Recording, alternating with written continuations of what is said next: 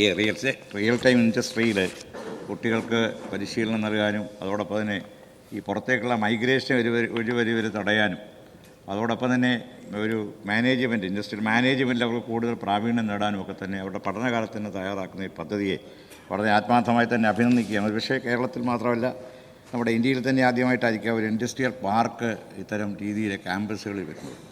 Sir, ഇതുമായി ബന്ധപ്പെട്ട് ഒന്ന് രണ്ട് ആശങ്കകൾ നിലവിലുള്ളത്. ഒന്ന് അദ്ദേഹം അങ്ങ് പറഞ്ഞു കഴിഞ്ഞു, അതായത് സിംഗിൾ വിൻഡോ സംവിധാനം രൂപപ്പെടുത്തുമെന്ന് പറഞ്ഞു. പക്ഷേ എത്ര സ്ഥാപനങ്ങൾ ഇപ്പോൾ ഇതുമായി ബന്ധപ്പെട്ട് ഗവൺമെൻറ് സമീപിച്ചിട്ടുണ്ട്?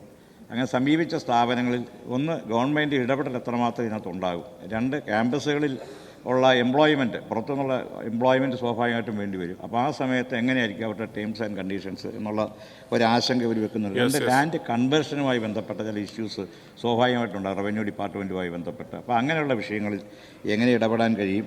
അതോടൊപ്പം തന്നെ ഇപ്പോൾ ലാൻഡ് അവൈലബിലിറ്റി ഇല്ല. ഈ ഒരു ക്യാമ്പസിനകത്ത് ആവശ്യമുള്ള ലാൻഡ് ഓൾറെഡി തന്നെ നിലവിലുള്ള ഒരു നോംസ് ഉണ്ട്. അപ്പോൾ അത് കഴിഞ്ഞുള്ള സ്ഥലം മാത്രമേ എടുക്കാൻ പറ്റുള്ളൂ. അപ്പം സ്വാഭാവികമായിട്ടും പല സ്ഥാപനങ്ങൾക്കകത്ത് മാനദണ്ഡം മറികടക്കേണ്ടി വരും. ആ കാര്യത്തിൽ എന്ത് നടപടി ഗവൺമെൻറ്റിന് സ്വീകരിക്കാൻ കഴിയും? കുറേ കൂടി ആ കാര്യത്തിൽ ഉള്ളൊരു ക്ലാരിറ്റി ഉണ്ടാകണമെന്നുള്ളൊരു ആവശ്യം ഈ മേഖല ഇതുമായി ബന്ധപ്പെട്ടുള്ള ചെറിയ ആശങ്കകളുണ്ട്. അതാണ് എൻ്റെ ആദ്യത്തെ ചോദ്യം. സർ, ക്യാമ്പസ് ഇൻഡസ്ട്രിയൽ പാർക്ക് ഒരു നൂതനമായ ആശയമാണ്. രണ്ട് ലക്ഷ്യമാണ് അതിലൂടെ സാക്ഷാത്കരിക്കാൻ ശ്രമിക്കുന്നത്. ഒന്ന്, നമുക്ക് കേരളത്തിൽ ഭൂമി ലഭ്യത വ്യവസായങ്ങൾക്ക് വളരെ കുറവാണ്. അപ്പോൾ അതിന് സാധ്യമാകുന്ന ഭൂമിയെല്ലാം വ്യവസായ ആവശ്യങ്ങൾക്കും വിനിയോഗിക്കാൻ നിയമപ്രകാരം കഴിയുന്നതെല്ലാം ഉപയോഗിക്കണമെന്ന് തന്നെയാണ് സർക്കാർ കരുതുന്നത്. രണ്ട്, നമ്മുടെ കുട്ടികൾ ഇപ്പോൾ പണ്ടൊക്കെ സർവകലാശാല നോക്കിയാണ് വിദേശത്ത് പഠിക്കാൻ പോയിരുമെങ്കിൽ ഇന്ന് രാജ്യങ്ങളിലേക്കാണ് പോകുന്നത്. അവർ അവിടുത്തെ കോഴ്സിൻ്റെ ഘടനയേക്കാൾ ചെല്ലുമ്പോൾ തന്നെ അന്വേഷിക്കുന്നത് പാർട്ട് ടൈം ജോലി ലഭിക്കുമോ എന്നുള്ളതാണ്. അപ്പോൾ ഇവിടെ തന്നെ പഠിക്കുന്നതോടൊപ്പം തന്നെ ജോലിക്ക് കൂടി സാധ്യതയുണ്ടെങ്കിൽ അത് നമ്മുടെ കുട്ടികളെ ഇവിടെ തന്നെ നിലനിർത്താൻ സഹായകരമായിരിക്കും. ഈ രണ്ട് ലക്ഷ്യമാണ് വ്യവസായ വകുപ്പും ഉന്നത വിദ്യാഭ്യാസ വകുപ്പും ചേർന്ന് ഈ പദ്ധതി നടപ്പിലാക്കുമ്പോൾ ഉദ്ദേശിക്കുന്നത്. അതിൽ അങ്ങ് പറഞ്ഞതുപോലെ വിദ്യാഭ്യാസ സ്ഥാപനം നടത്തുന്നതിന് AICTE അല്ലെങ്കിൽ UGC, മെഡിക്കൽ കൗൺസിൽ ഇത്തരം സംവിധാനങ്ങളുടെ മാർഗനിർദ്ദേശ തത്വങ്ങൾ റെഗുലേഷനൊക്കെ അനുസരിച്ച് എത്ര സ്ഥലം ആ സ്ഥാപനത്തിന് ആവശ്യമായിട്ട് വരുമോ ആ സ്ഥലം കഴിഞ്ഞ് ബാക്കി സ്ഥലം ഉണ്ടെങ്കിൽ മാത്രമേ നമുക്ക് ഇൻഡസ്ട്രിയൽ പാർക്കിന് അനുമതി നൽകാൻ കഴിയുള്ളൂ. അല്ലെങ്കിൽ അവരുടെ ഈ ഭാഗത്ത് ബാധിക്കും. അങ്ങനെ നൽകുമ്പോൾ അങ്ങ് പറഞ്ഞതുപോലെ ഇൻഡസ്ട്രിയൽ ഏരിയ ആയിട്ട് തന്നെ അത് മാറ്റാൻ കഴിയും. സിംഗിൾ വിൻഡോ ക്ലിയറൻസ് ബോർഡ് ഉണ്ടായിരിക്കും. ഇപ്പോൾ തന്നെ 80-ലധികം കോളേജുകൾ അതിൻ്റെ താല്പര്യം പ്രകടിപ്പിച്ചിട്ടുണ്ട്. ഉന്നത വിദ്യാഭ്യാസ വകുപ്പ് NOC നൽകുന്നതിനുള്ള മാർഗനിർദ്ദേശ തത്വങ്ങൾ അവസാനം രൂപം നൽകിക്കൊണ്ടിരിക്കുകയാണ്. അത് ലഭിക്കുന്നതോടുകൂടി ഓപ്പണായിട്ട് നമുക്കൊരു ട്രാൻസ്പാരൻ്റ് ആയ പ്രോസസ്സിലൂടെ അംഗീകാരം നൽകാൻ കഴിയും.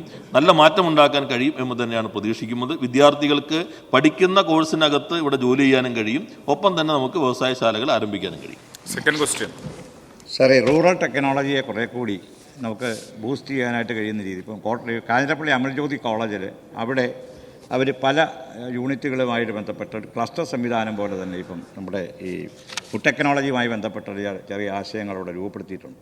അപ്പോൾ അങ്ങനെ പല സ്ഥാപനങ്ങൾ അവരൊരുമിച്ചൊരു ക്ലസ്റ്ററായിട്ട് വരും. അപ്പോൾ സ്വാഭാവികമായിട്ട് അവർക്കൊരു പ്രധാനപ്പെട്ട വിഷയം അവിടെ കോമൺ ഫെസിലിറ്റി സെൻറ്റർ, ഇപ്പോൾ ലാബ് ടെസ്റ്റിംഗ് ഉൾപ്പെടെയുള്ള കാര്യങ്ങൾ വേണം. അതിനുള്ള സംവിധാനങ്ങൾ അവർക്കില്ല. ആ കാര്യത്തിൽ ഗവൺമെൻറ് സപ്പോർട്ട് ചെയ്യാൻ കഴിയുമെന്നുള്ളതാണ് പ്രധാനപ്പെട്ട വിഷയം. അതോടൊപ്പം തന്നെ സാർ, ഈ ഉന്നത വിദ്യാഭ്യാസ മേഖല മാത്രമല്ല, ഇപ്പോൾ പള്ളിക്കത്തോട് എൻ്റെ നിയോജകമണ്ഡലത്തിൽ പള്ളിക്കത്തോട് ITIക്ക് 12 ഏക്കർ സ്ഥലമുണ്ട്.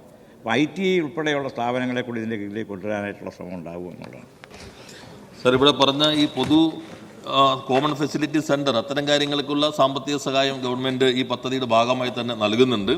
എന്നാൽ നേരത്തെ പറഞ്ഞതുപോലെ ഈ അദ്ദേഹം പറഞ്ഞ കോളേജ് അമൽജ്യോതി കോളേജ് നല്ല രീതിയിൽ പ്രവർത്തിക്കുന്ന കോളേജാണ്. അവർ സമീപിച്ചിരുന്നു. പക്ഷെ നമ്മുടെ ഓപ്പണായിട്ട് ഒരു വെബ് പോർട്ടൽ വന്ന് ആ വെബ് പോർട്ടലിലൂടെ അപേക്ഷിച്ച് അതിൻ്റെ ഒരു പ്രോസസ്സിലൂടെ ട്രാൻസ്പാരൻറ്റ് പ്രോസസ്സിലൂടെ ആയിരിക്കും അംഗീകാരം നൽകുന്നത്.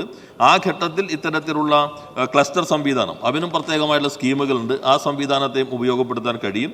റൂറൽ ടെക്നോളജി എന്നുള്ളത് നമ്മൾ ഇതിനകത്ത് പ്രയോറിറ്റി നൽകുന്നത് ഒന്ന് ക്യാമ്പസുകൾക്കകത്തുള്ള അല്ലെങ്കിൽ ഹയർ എഡ്യൂക്കേഷൻ്റെ റിസർച്ച് ഔട്ട്പുട്ടിൻ്റെ ഇൻഡസ്ട്രിയലായ പ്രൊഡക്ഷൻ, രണ്ട് അവിടുത്തെ തന്നെ ഫാക്കൽറ്റിയുടെ പ്രൊജക്റ്റുമായി ബന്ധപ്പെട്ടുള്ള ഇൻഡസ്ട്രിയൽ അപ്ലിക്കേഷൻ, മൂന്ന് അലുമിനി ആയിട്ടുള്ള ആളുകളുടെ ഇൻഡസ്ട്രിയൽ ആയിട്ടുള്ള യൂണിറ്റുകൾ, നാല് പൊതുവായിട്ടുള്ള യൂണിറ്റുകൾ. ഇങ്ങനെ 4 കാറ്റഗറി ആയിട്ടാണ് അവിടെ നൽകേണ്ടത്. പിന്നെ ഈ സ്ഥാപനത്തിന് അംഗീകാരം നൽകിക്കഴിഞ്ഞാൽ അതിൻ്റെ മറ്റ് കാര്യങ്ങളിലൊന്നും ഗവൺമെൻറ് ഇടപെടുന്നതല്ല. അവർക്ക് പൂർണ്ണമായിട്ടും ഈ പൊതുവായ മാർഗനിർദ്ദേശ തത്വങ്ങൾക്കനുസരിച്ച് പ്രവർത്തിക്കുന്നതിനുള്ള സ്വാതന്ത്ര്യം ഉണ്ടായിരിക്കും.